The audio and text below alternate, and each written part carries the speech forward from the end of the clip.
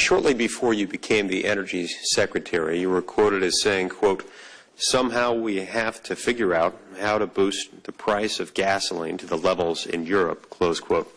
The price of gasoline in Europe, as I understand it, were about $8 a gallon, which is a lot of money. Last week in your testimony over in the House of Representatives, it's my understanding that you indicated that high gas prices are helpful in some ways in spurring research on alternative energy.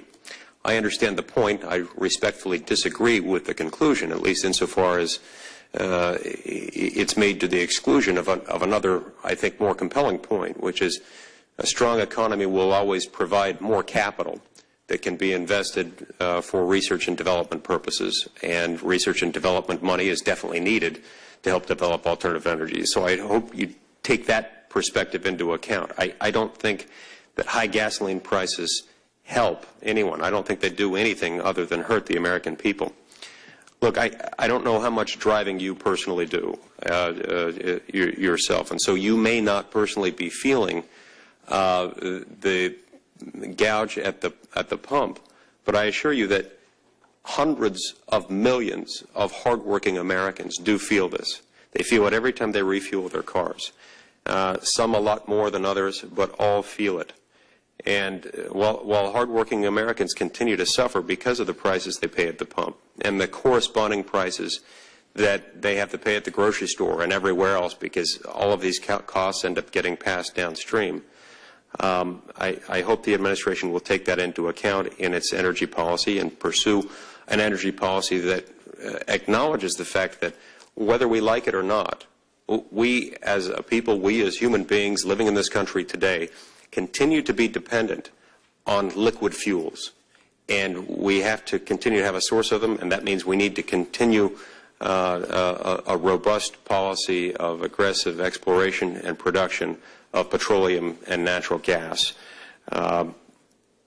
Instead, I've seen a focus on this administration that has placed most of its emphasis in this area on some failed policies, including a lot of subsidies of alternative energy projects.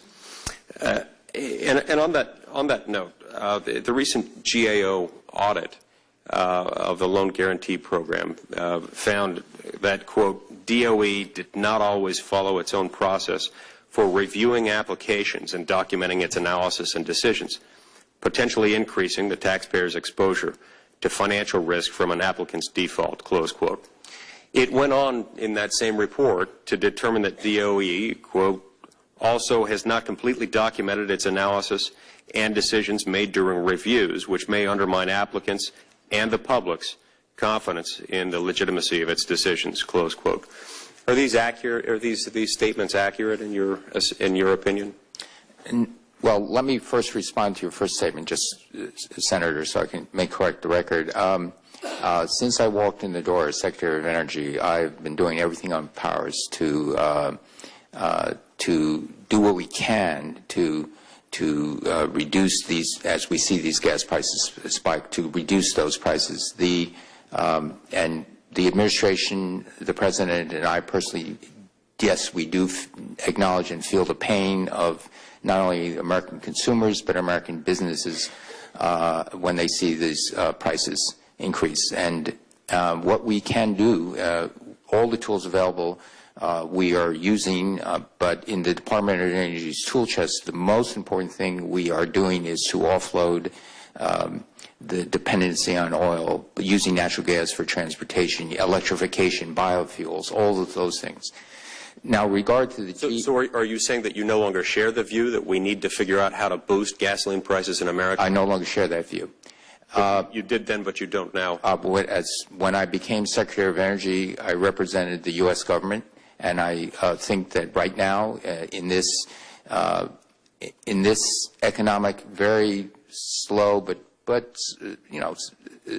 return, that we need to have these prices could well affect the comeback of our economy, and we're very worried about that. And so